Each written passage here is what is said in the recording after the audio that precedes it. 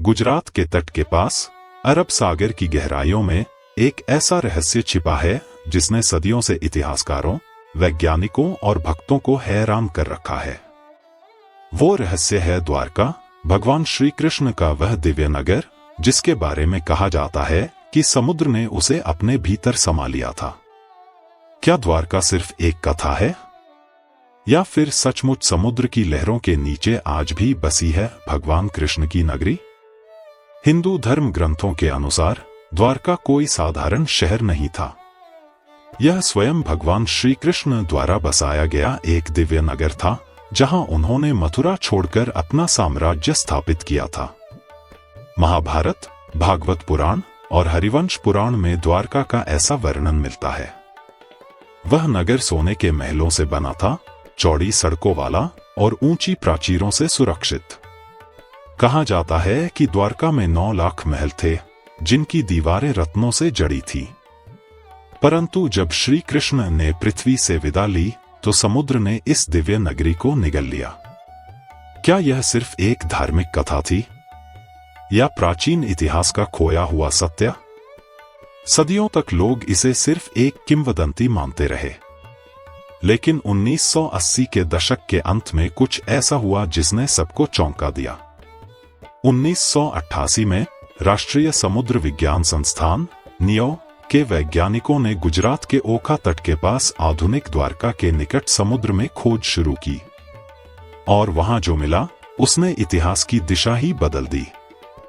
पानी के भीतर उन्हें मिले पत्थरों की दीवारें, स्तंभ, सीढ़ियां और पुरातन कलाकृतियां। डाइवर्स को मिट्टी के बर्तन, लंगर और मनके मिले, जिनकी आयु लगभग 9000 वर्ष पुरानी बताई गई। इतिहासकार हैरान रह गए, क्या यह वही द्वारका हो सकती है जो महाभारत में वर्णित है? क्या विज्ञान अब उस पौराणिक कथा को प्रमाणित करने जा रहा है? महाभारत में द्वारका का वर्णन बेहद विस्तार से किया गया है। समुद्र के किनारे बसा वह नगर ऊंची दीवारों से घिरा और चारों ओर चौकियां थी। ग्रंथों में लिखा है, जैसे ही कृष्ण पृथ्वी से गए, वैसे ही समुद्र ने द्वारका को अपने भीतर समा लिया।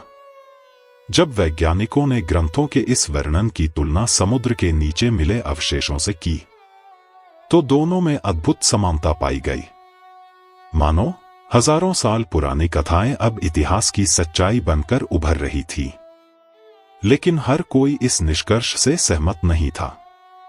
कई पुरातत्वविदों का कहना है कि ये अवशेष किसी प्राचीन बंदरगाह नगर के हैं, न कि कृष्ण की द्वारका के। उनका तर्क था, अब तक कोई शिलालेख, मूर्ति या प्रत्यक्ष प्रमाण नहीं मिला जो इसे कृष्ण की द्वारका साबित करे। पर दूसरी ओर कार्बन डेटिंग से पता चला कि यह स्थल करीब 7000 से 9000 वर्ष पुराना है, जो मिस्र के पिरामिडों या मेसोपोटामिया सभ्यता से भी पुराना है। अगर यह सच है तो द्वारका न केवल धार्मिक दृष्टि से बल्कि मानव इतिहास की सबसे प्राचीन सभ्यताओं में से एक हो सकती है। आज की आधुनिक द्वारका गुजरात के समुद्र तट पर स्थित है, जहां द्वारकाधीश मंदिर श्रद्धालुओं का प्रमुख तीर्थ स्थान है और 4 धाम में से एक मानी जाती है। हर साल लाखों भक्त यहां आते हैं, इस विश्वास के साथ कि समुद्र की गहराइयों में आज भी भगवान कृष्ण की नगरी अखंड रूप से विद्यमान है।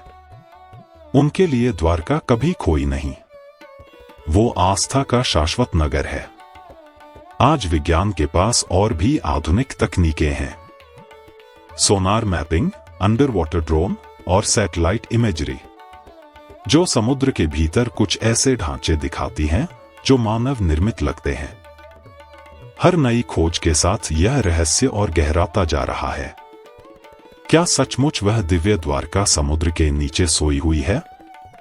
शायद इस रहस्य का असली उत्तर शहर को खोजने में नहीं, बल्कि यह समझने में है कि कथा और इतिहास के बीच की रेखा कितनी पतली है। तो आप क्या सोचते हैं?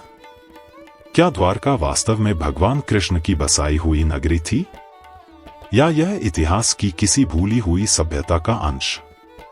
अपनी राय नीचे कमेंट में जरूर बताइए। अगर आपको यह रहस्यमयी कहानी पसंद आई हो तो लाइक, शेयर और सब्सक्राइब करना न भूलें।